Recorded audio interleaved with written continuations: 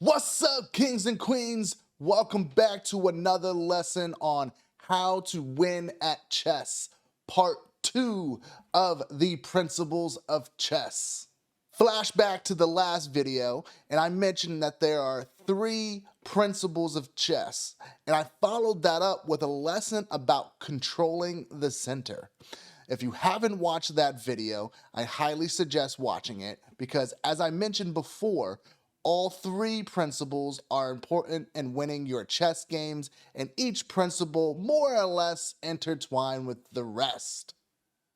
Now, in this video, I'm going to be talking about developing and activating your pieces, because without moving your pieces, you aren't playing chess, and without knowing how to properly move your pieces, you won't be able to win your games. With that being said, let's jump right in. Most openings in today's day and age have already been theorized or thought through to the point where you already know where to move your pawns and your pieces and can continue into the middle game. However, before computers and theory, how did chess players know where to move their pieces? Well, it's actually quite simple if you think about chess being a battlefield where both sides are trying to attack, defend, and control the board. At the start of a game, you can't attack because you're too far away. Same with your opponent, so there's no need to defend. That leaves controlling the center, the first principle, usually done with pawns in the first few moves, as you can see here and here.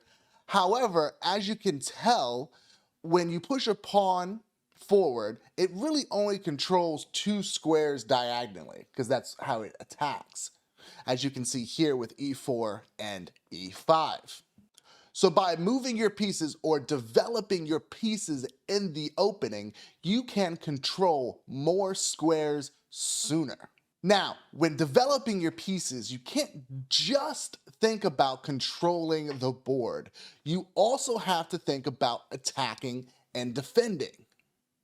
Usually, if you're a white, you are going to try to attack first, because it's really hard to defend something that's not under attack, and you also get the advantage of going first anyways. Now, in this position, you're going to want to attack your opponent's lone pawn in the center of the board. That could be done in one of 3 main moves. The first 2 involve moving another pawn, either d4, the center game, or f4, the king's gambit. However, since this lesson is about developing our pieces, we're going to do exactly that and use our third move, which is knight to f6. We attack the pawn, we develop a piece, and we control more of the center. Now, on the flip side, if we switch it up and are playing as black in this position, we have a decision to make. We have to decide whether to defend our own pawn or attack our opponent's pawn. With either decision, you have to be thinking about your principles, controlling the center, and developing your pieces. With that being said, you may be tempted to move your bishop to d6, but that is a mistake.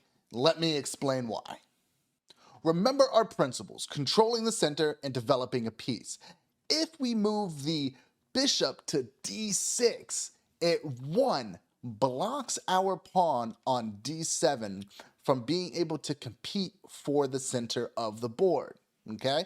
And 2, as you can see, because we can't move that pawn, the light squared bishop feels a little trapped and can't naturally develop to where it wants to be. So in this position, you really only have 2 options to move or develop your pieces, your 2 knights. Yes, technically here, you can move your queen, but I'll explain later why moving your queen early is usually not the best option. Back to our knights. First, you can launch a counterattack by developing your kingside knight to f6.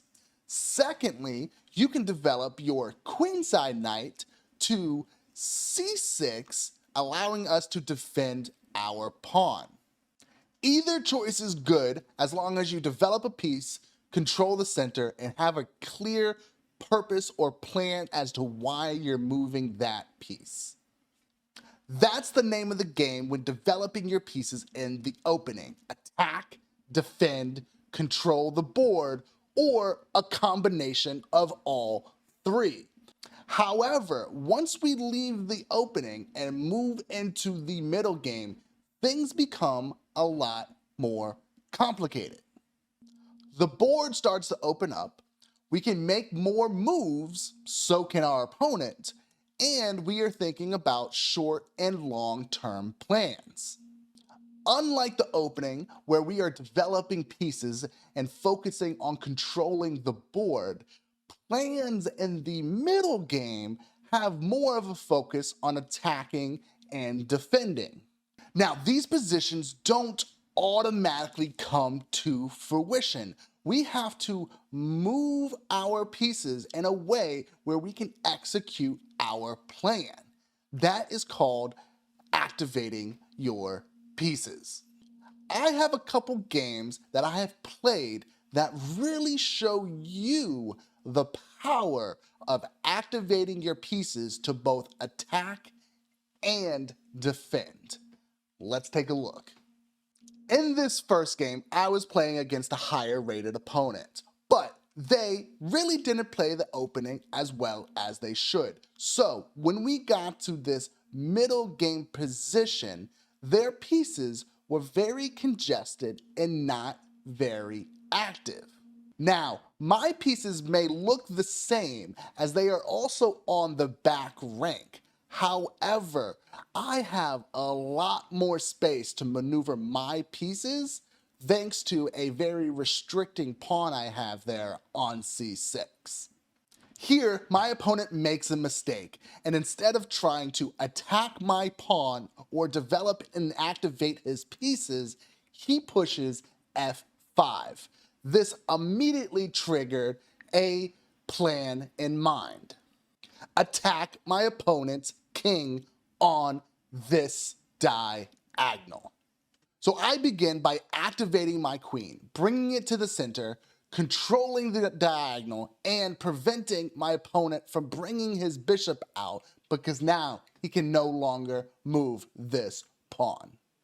My opponent adds to his mistake by moving his king directly into the firing line of my queen. So I go ahead and activate another piece along this diagonal, my bishop. I connected my rooks, I activated my bishop, and I am threatening checkmate. My opponent passively defends his position by moving his rook over. This allows me to immediately activate another piece, my queen side rook, attacking his queen, forcing it to move. And boy, did he make a lazy queen move, thinking he's protecting his kingside position. However, I see a tactic that allows me to activate another piece, my knight. I am staring at this pawn because once I take it, he can't take back because if he does, I am taking his queen. It also gives me the ability to, again, target that g7 pawn, lining up my attack. My opponent doesn't see my attack, so he lazily attacks my pawn. I immediately take his pawn, attacking his queen. He moves his queen, pinning my knight to my queen, but I simply just take his pawn back. He takes my pawn back. I take his bishop. He takes my knight, and I am a clear 4 points of material up and an even exchange of bishop and knight. And after the exchange, I go back to focusing on activating my pieces and attacking his king. I do that with a rook lift, moving my rook up to the 7th file, attacking both c7 and g7. My opponent lazily moves his rook, protecting the c7 square. However, that's not even my target. My target is that g7 square checkmate, baby. So because my plan is checkmate on g7, I move my queen back into position on the diagonal, on the firing line, okay? So he immediately protects the g7 square, okay? And can you guess what I do right here? That's right, I activate my last piece, bringing my rook over, ready for another rook lift, okay? However, in this position, I did miss a slight inaccuracy with checkmate, so I go ahead, give my king a little bit of wiggle room, okay, to get out if need be. My opponent does the same. However, that h6 push is not going to stop the rook lift and the attack on g7. My opponent makes a blunder, allowing me to take his queen, and he eventually resigns before I just move my rooks over and checkmate him. This is a great game on how to activate your pieces to attack your opponent, because 13 moves ago on move 14, I told myself I have an attack. I just need to maneuver my pieces, activate my pieces, and execute my attack. And with some help from my opponent not taking my attack seriously, I was able to point 4 pieces at g7. And if it wasn't for the fact that my opponent resigned, I was going to checkmate my opponent. Now, let's take a look at a game where I had to activate my pieces to defend my own king. In this game, I am black and my opponent plays one of the most aggressive and unbalanced openings in chess, the Ruy Lopez. Right away, I need to start defending my position. I play a6, attacking my opponent's bishop. Some of you are probably thinking, what prevents them from taking your knight and then immediately taking your pawn after you take back?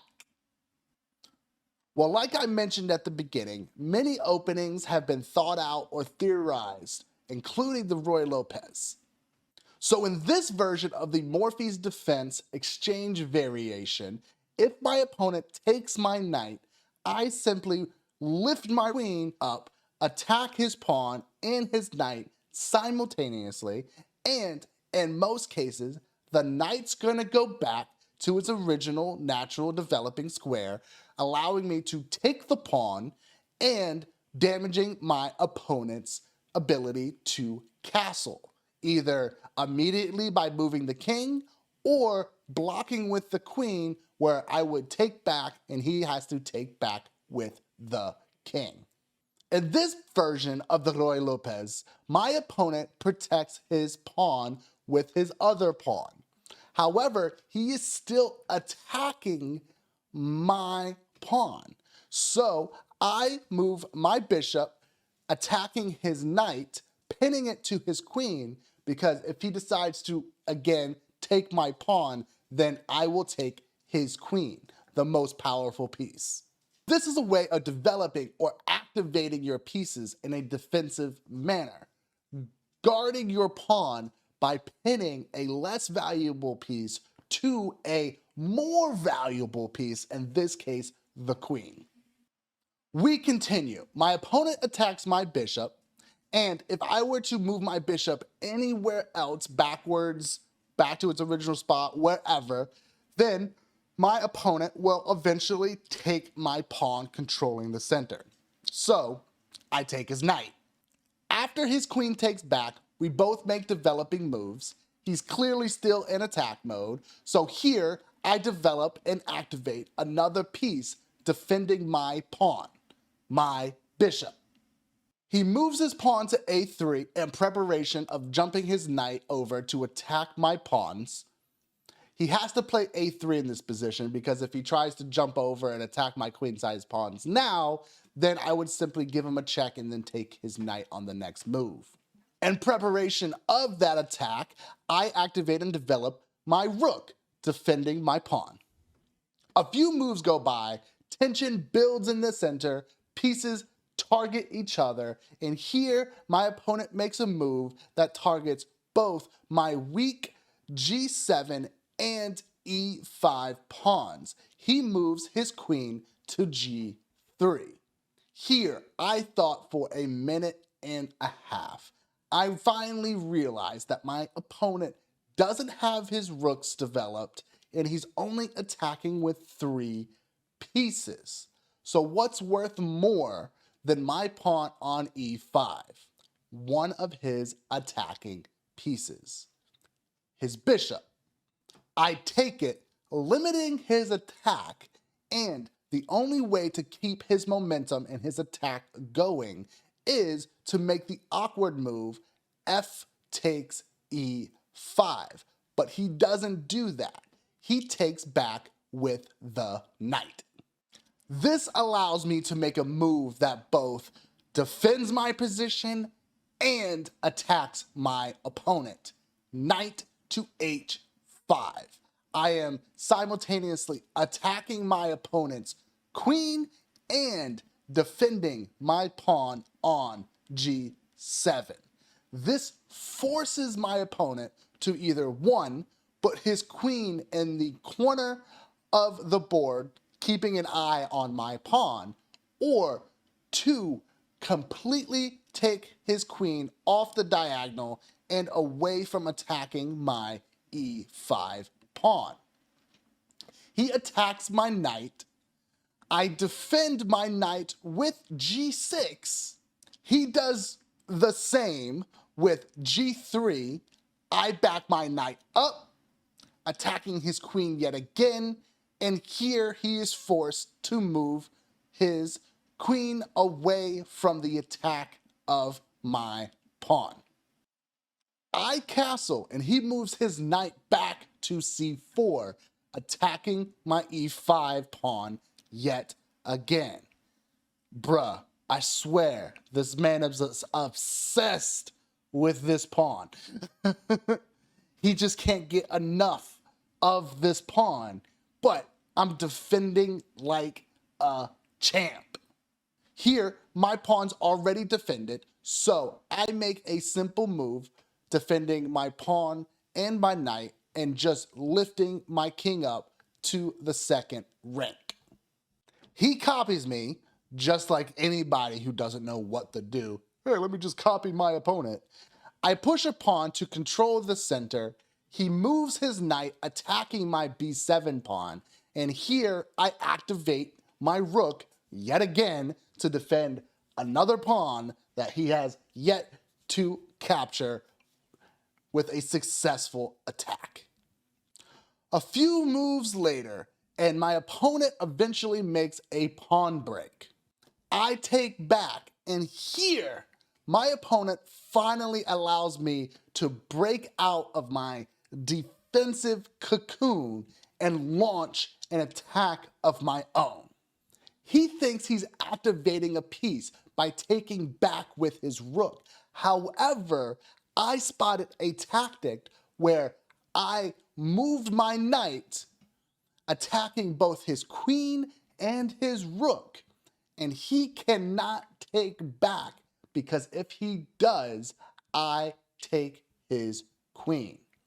So he moves his queen and I take his rook. He takes back, but I am up 2 points of material, and now have the advantage.